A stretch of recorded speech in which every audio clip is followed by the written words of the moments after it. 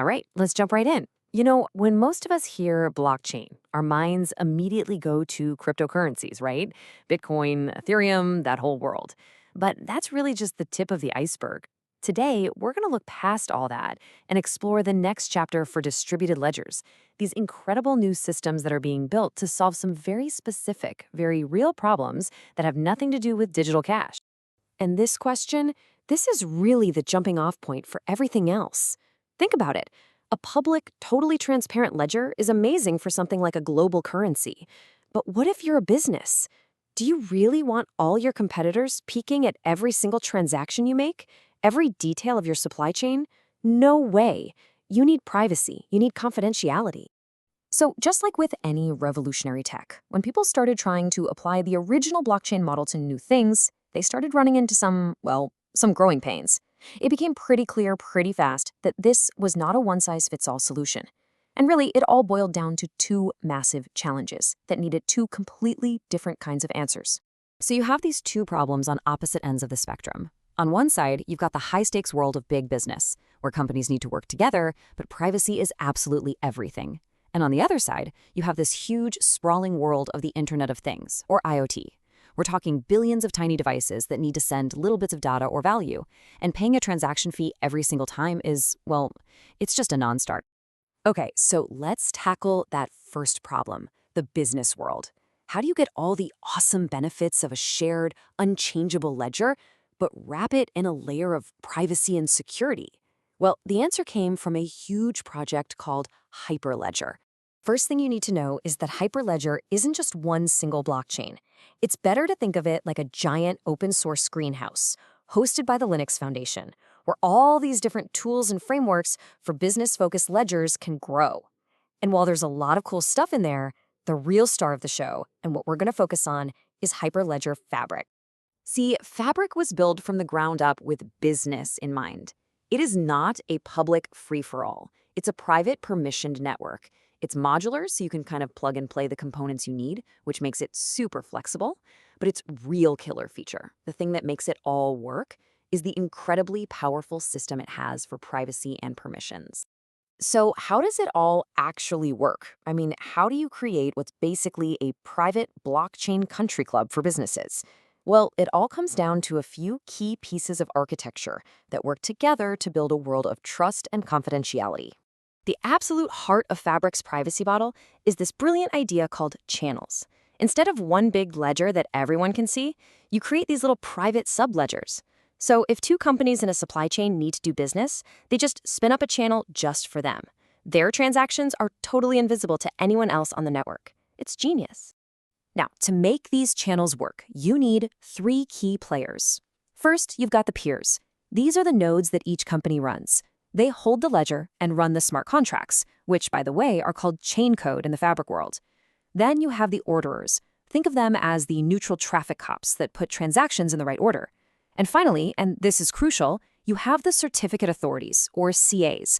They're the gatekeepers, handing out digital IDs to make sure everybody is exactly who they say they are. And right here, you can see how it all comes together beautifully. You've got two different organizations, ORG1 and ORG2. Each has its own certificate authority managing their identities. Their peers are connected to this shared private channel, C, and the whole thing is overseen by that trusted ordering service, O. It's a completely secure, private, and verifiable way for businesses to work together. Okay, so business problem solved. But what about that other challenge? What about the billions and soon-to-be trillions of little devices in our homes, our cities, our factories? They all need to share data and value without paying fees. For that, you gotta just throw the old rulebook out the window. And that's where IOTA comes in. The difference here is honestly radical. IOTA gets rid of the blockchain entirely. There are no blocks. There is no chain. And, this is the big one, there are no miners. Instead, it uses this wild data structure called the Tangle. Technically, it's a directed acyclic graph, or DAG. This whole new setup completely flips the script on how transactions are approved. And in doing so, it gets rid of transaction fees. Zero. None. Its mission is completely laser-focused. IOTA wants to be the backbone for the machine-to-machine economy. We're talking about a future where your car automatically pays for its own parking spot, or a little weather sensor on a farm can sell its climate data for a fraction of a penny. These tiny nano payments are only possible if it's completely feeless and decentralized, and that's the exact world IOTA was built for. All right, so how on earth does this work? I know what you're thinking. No blocks, no miners. How could that possibly be secure? Well, the magic of IOTA is that it makes the network's users do all the work themselves. It really all comes down to one simple rule. If you want to send your own transaction, you first have to do a tiny bit of work to help the network out. Specifically, you have to check and approve two other random transactions that came before yours. It's basically a pay-it-forward system for network security. What this creates is this beautiful, tangled web of confirmations. And here's the really cool part. Unlike a blockchain, which can get slower and more expensive when lots of people use it, the Tangle actually gets faster and more secure with more traffic. Why? Because every single new transaction adds more validation power to the whole system. Now, for a network that's still young, this self-securing model could be vulnerable if someone with a ton of computing power tried to attack it. So to protect it in these early days, IOTA uses a special node run by the IOTA Foundation called the Coordinator. You can think of it like training wheels for the network. It helps confirm the state of the ledger, and the plan has always been to switch it off for good once the network is big and busy enough to protect itself. So after all that, where does this leave us? We've just taken a tour of two completely different universes. On one hand, you have a private, members-only blockchain designed for the corporate world, and on the other, you have a public, feeless graph built for a world full of talking machines. And when you put them side by side like this, it just becomes crystal clear. You'd never use the private, permissioned world of Fabric for an open IoT network, and you'd never use the public, feeless Tangle to handle sensitive, multi-million-dollar business contracts. They are specialized tools, and they are both brilliantly engineered for their specific jobs. And that right there is probably the single most important takeaway. The old dream of one blockchain to rule them all, well, that's fading away.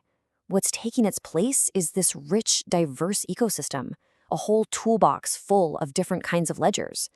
The future is all about picking the right tool for the right job. Which leaves us with a pretty fascinating question to think about, doesn't it? As our world gets more and more connected, as our supply chains get smarter, and our cities come alive with data, the ledger technology running underneath it all becomes the foundation of trust. And the choice between a private channel or a public Tangle, that's not just going to be a technical decision. It's a choice that's going to shape how our future actually works.